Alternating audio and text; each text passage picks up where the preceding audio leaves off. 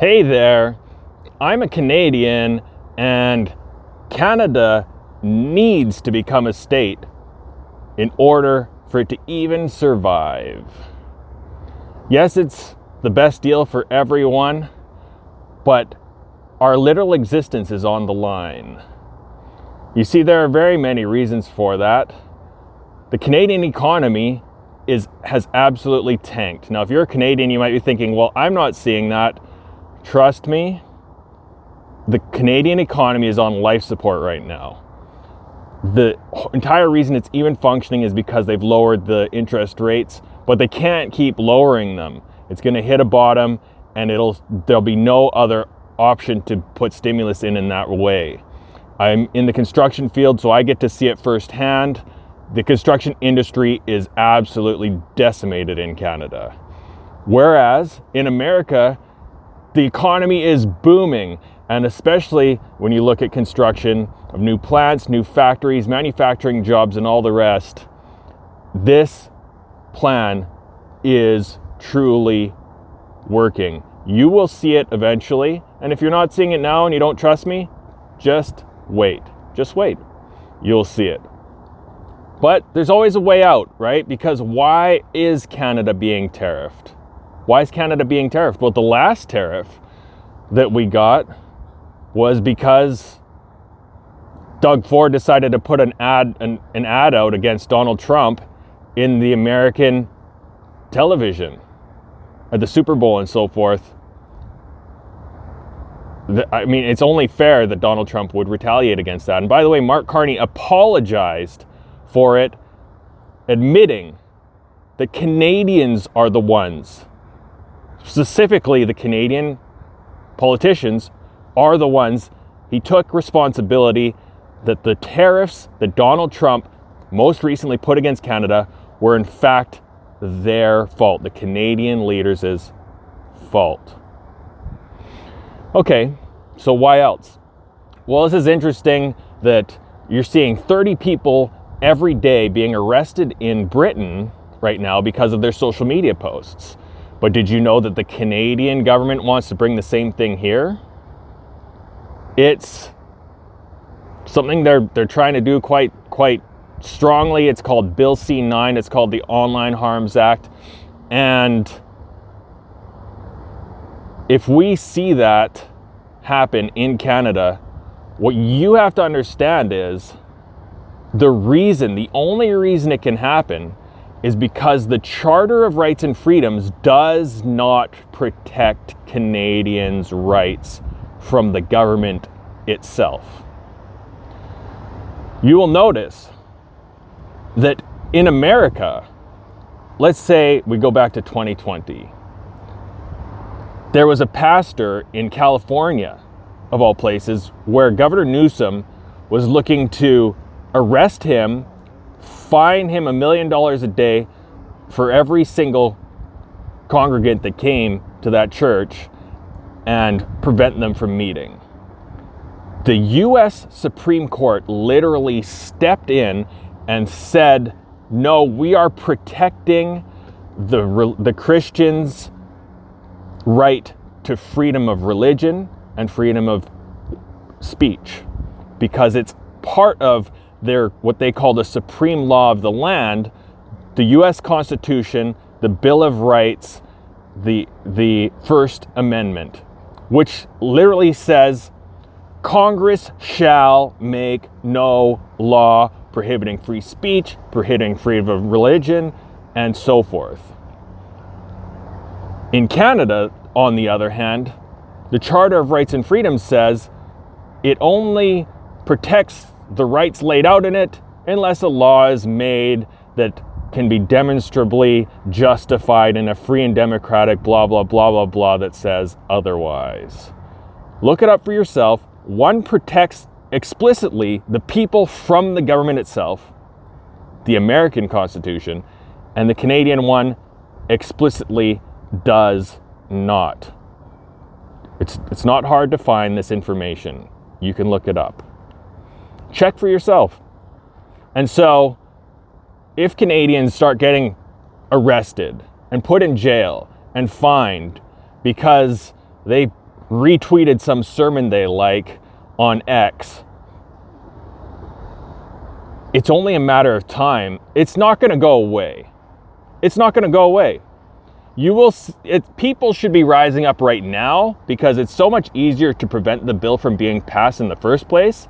By the way, call your MP and tell them you want them to not pass the bill. C9, tell them to vote against it. Okay? But even if it does get passed, Canadians have had a taste of freedom that the Brits have not. It's just the way it is. But unfortunately, the Canadian legal system is still a monarchy with checks and balances built on top of it, not a fresh, clean system. How do I know that? Well, here's a big issue. In America, the military, the police officers, anyone who wants to serve in public office or as a judge have to swear an oath to uphold and defend the Constitution. Whereas in Canada, it's an authoritarian oath. They swear an oath to the good of the King of England. It's one puts the rule of law above the will of even a tyrannical majority. The other puts the King of England and whoever he chooses, however that is interpreted, an authoritarian system where certain people just simply rule the day, and law is and human rights and simple truths and the laws of nature and of nature's God are just ignored if the whim of the political leaders say otherwise. And so where does this play out? Where does the country go from here? Well, I mean, I will be the first person to admit it is not going to be easy to make Canada the 51st state. There's a lot of just on the administrative side to merge the dollar, to merge the legal systems, to merge the military and so forth. There's a ton of work it's going to take to do this. And what's going to be the first step? Well, it looks like it'll probably be something to do with Alberta. There are a lot of things that perhaps we don't know. But here's what my point is. President Donald Trump has made us a great and an amazing offer. Because if the American Parliament, the American Congress, were to try to censor online posts, the Supreme Court would literally just overturn it. The American people wouldn't be biting their fingernails over whether they're going to lose their freedom. We need that here. We need those protections. Now, there are many reasons that the American Constitution is better than the Canadian one. It is, you could talk about the Senate. The Canadian Senate is an absolute joke. You could talk about just the simple checks and balances, the separation of powers. Why do we have a legislator serving as an executive? Why not have an executive branch that runs, the law and order of the country and so forth, and a legislative branch that writes the rules and manages the budget and so forth? Why do we have it as one? It's too much power in a small number of people's hands.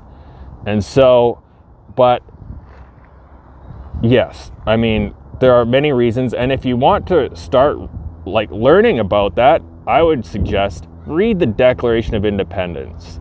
It's short, and remember when you read it that this was people just like you and me. People who were under a British tyrannical rule who said, no more.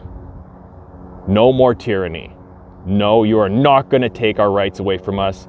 No, we hereby start a revolution. We get to decide how our country's going to be run.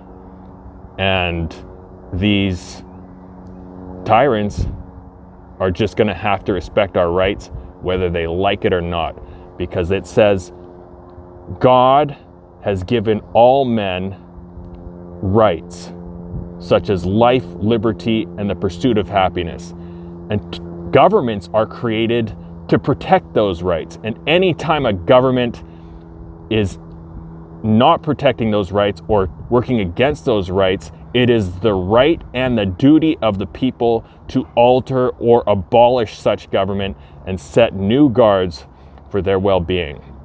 So, and here's the good news. Donald Trump has something else up his sleeve. And I don't know what it is. I don't know if anyone knows what it is. He probably hasn't told anyone.